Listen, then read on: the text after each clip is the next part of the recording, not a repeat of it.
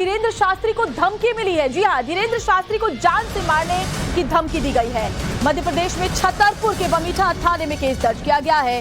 धारा 506 और 507 के तहत केस दर्ज किया गया है। तो ये बड़ी खबर हम आपको बता रहे हैं। बागेश्वर धाम के बाबा धीरेन्द्र शास्त्री को जान से मारने के लिए धमकी मिली है। मध्य प्रदेश के छतरपुर में ये धमकी मिली है। ये बड़ी खबर हम आपको बता रहे हैं। लगातार सुर्खियों में बाबा बने हुए हैं। तमाम मीडिया चैनल्स पर दिखाए जा रहे हैं उनके जो तमाम चमत्कारों के दावे किए जाते हैं। और ऐसे में अब जो बड़ी खबर है कि जान से मारने के लिए उन्हें धमकाया गया है। अब पुलिस इस पूरे मामले की पड़ताल करेगी।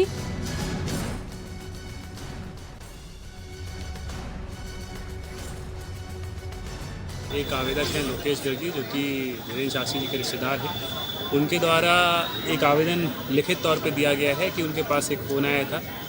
जो फ़ोन या जो कॉल करता था, उनके द्वारा ये कहा गया कि हमारी जो बात है वो धीरेन्द्र शास्त्री जी से करा दीजिए। परंतु जब वो बात नहीं करा पाया, उसने बोला उसे काफ़ी समस्या है और उसकी बात होना बहुत ज़रूरी है। और जब वो नहीं उससे बात कराया और बोला कि वो यहाँ छतरपुर में ना होकर रायपुर में है, तो वहाँ उसका जो वो है वो काफ़ी बिगड़ गया। और उसने लगातार ये बोला कि आप मेरी बात कराइए, नहीं तो मैं कुछ भी कर जाऊँगा और जो हो पाएगा मेरे से वो करूँगा। तो उसी के आधार पर 506, 507 की कायमी आवेदक के द्वारा कराई गई है। और अभी तक ये कायमी जो है अज्ञात अमर सिंह हैं जिनके की गई है। इसमें जांच कुछ विषयों तक बाकी है और जैसी जांच होती है, तथ्य सामने निकल के आते हैं, उससे अवगत कराया जाए। और हमारे सहयोगी मकरंद काले इस पूरी खबर पर जरा अपडेट को लेकर के हमारे साथ जुड़ गए हैं छतरपुर से। मकरंद, क्या जानकारी अभी मिल पाई है? कौन से वो लोग हैं जो धमका रहे हैं बागेश्वर धाम वाले बाबा को, और क्या कार्रवाई पुलिस की तरफ से अभी हुई है? देखिए, जिस तरह से बागेश्वर धाम के पीठाधीश्वर पंडित धीरेन्द्र शास्त्री का धीरे धीरे ख्याति बढ़ रही है, यूट्यूब पे लगातार उनके फॉलोअर्स भी बढ़ रहे हैं, उसी तरह इस तरह के लोग भी हैं जो बात नहीं होने पर इस तरह की धमकियां भी दे रहे हैं। तो इसी सिलसिले में एक एफआईआर आज बमीठा थाने में दर्ज की गई है। उनके भाई लोकेश गर्ग को सुबह फोन आया कि बागेश्वर महाराज से बात करनी है। वो रायपुर में है चूंकि, तो इसीलिए उनकी बात नहीं करवाई गई।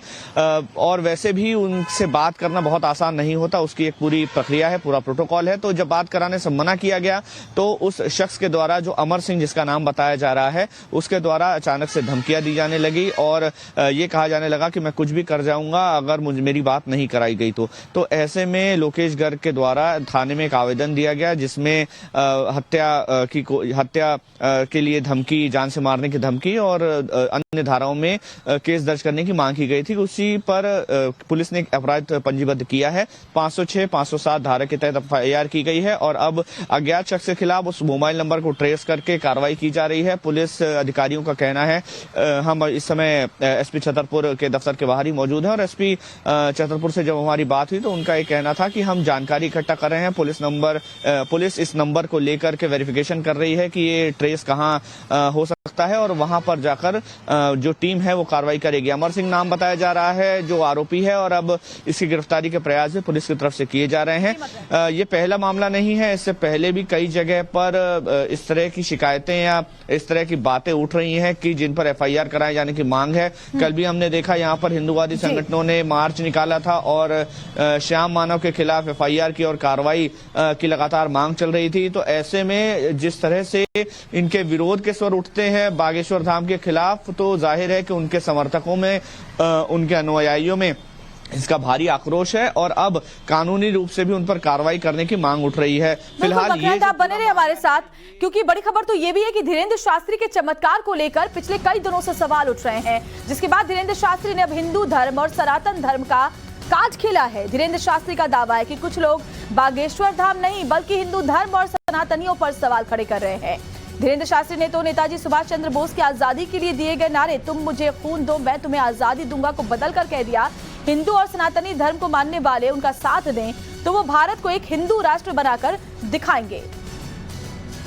और सुभाष चंद्र बोस जी के जन्मोत्सव पर उनका एक नारा था, तुम मुझे खून दो मैं तुम्हें, लेकिन हमने आज एक नया नारा बनाया है भारत के इतिहास में, तुम मेरा साथ दो हम हिंदू राष्ट्र बनाएंगे। हाँ, तुम हमारा साथ दो हम हिंदू राष्ट्र बनाएंगे। और एक बात हम प्रार्थना करेंगे भारत के लोगों, अब चूड़ियां पहनकर घर में मत बैठो। ये केवल बागेश्वर धाम पर उंगली उठाने की बात नहीं, प्रत्येक सनातनी पर उंगली उठाई है। अब बाहर निकल करके बताना ही पड़ेगा। और इस बात को सुनने के बाद अगर नहीं निकले तो हम तुमको बुजदिल मानेंगे, बुजदिल। तो यही है कि पूरा भारत का हिंदू एक हो गया। और दूसरा चमत्कार जिनको देखना हो कभी दरबार में आ जाना, वेलकम टू यू। और तीसरा, हमारी प्रार्थना को बेकार मत जाने देना। अगर तुम्हारे अंदर एक बूंद भी सनातनी हिंदू का हो तो तुम मेरा साथ दो, मैं हिंदू राष्ट्र दूंगा। और बड़ी खबर आपको बता रहे हैं, पंडित धीरेन्द्र शास्त्री के समर्थन में लोग उतर आए हैं। बाबा बागेश्वर के समर्थन में जगह जगह रैली निकाली गई है। बीजेपी विधायक नारायण त्रिपाठी हनुमान चालीसा का पाठ करने वाले हैं। भोपाल में हनुमान चालीसा का पाठ का आयोजन किया जा रहा है। तो बड़ी खबर आपको बता रहे हैं, बाबा के समर्थन में कई जगह देखिए रैली निकाली जा रही है। तो एक तरफ जहां बाबा को धमकाया जा रहा है, धमकी दी जा रही है, दूसरी तरफ धीरेन्द्र शास्त्री के समर्थन में बड़ी संख्या में जो हिंदू संगठन के लोग हैं वो भी इकट्ठा हुए हैं। और ये देखिए जन आक्रोश मोर्चा, ये लिखा हुआ जो उनके पास बैनर है उसे लेकर के उनके समर्थन में लोग सड़कों पर उतरे हैं। भोपाल में हनुमान चालीसा का पाठ कराया जा रहा है और ऐसे में अब छतरपुर लौट रहे हैं बाबा बागेश्वर। और मकरंद हमारे साथ लगातार जुड़े हुए हैं। मकरंद, जो बड़ी बात धीरेन्द्र शास्त्री ने कही है कि हमारा साथ दीजिए तो हम हिंदू राष्ट्र बना देंगे, इसको लेकर के अब तमाम जो आरोप प्रत्यारोप है, बवाल है, वो भी शुरू हो गया। लेकिन दूसरी तरफ हम तस्वीरें देख रहे हैं कि बड़ी संख्या में लोग समर्थन के लिए सड़कों पर उतरे। भोपाल में भी तो राजनेता तक अब सड़कों पर बैठ करके हनुमान चालीसा का पाठ कर रहे हैं उनके समर्थन में। देखिए, बिल्कुल अभी थोड़ी देर में पंडित रामभद्राचार्य भी भोपाल में है और वो भी मीडिया से इस बारे में चर्चा करने वाले हैं। इसके अलावा जो जिस तरह से हमने बताया कि नारायण त्रिपाठी जो मैहर के विधायक हैं वो रायपुर भी मिलने गए थे। 10 नंबर जो भोपाल में एक जगह है वहां पर उन्होंने एक छोटी सी रैली निकालकर पुलिस को भी ज्ञापन दिया था और आज हनुमान चालीसा का पाठ करके उनके समर्थन में वो खड़े होंगे। हमने छतरपुर में भी देखा, पूरे हिंदूवादी संगठन जितने भी अलग अलग संगठन हैं सबने एकजुट होकर कल यहाँ पर एक रैली निकाली थी और बागेश्वर धाम के खिलाफ जिस तरह से आरोप प्रत्यारोप किए गए हैं उसके बाद उनके समर्थन में ये रैली निकाली गई और उनके विरोधियों पर कार्रवाई करने की मांग भी की गई। कलेक्टर को एक ज्ञापन भी सौंपा गया, हनुमान चालीसा का पाठ किया गया। देश के अलग अलग हिस्सों में बागेश्वर धाम के पीठाधीश्वर पंडित धीरेन्द्र शास्त्री के समर्थन में लोग उतर रहे हैं।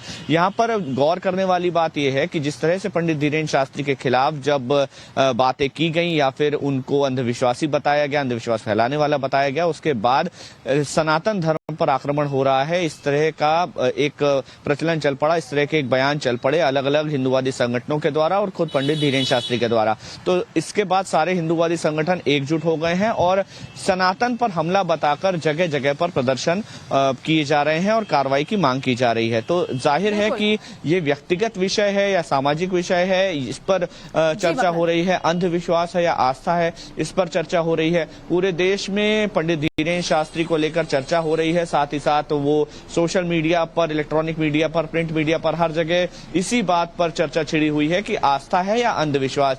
कई जगह हमने लाइव एक्सपेरिमेंट देखा, रायपुर में भी जब मौजूद थे तो टाइम्स नाउ नवभारत की टीम वहां पर मौजूद थी और वहां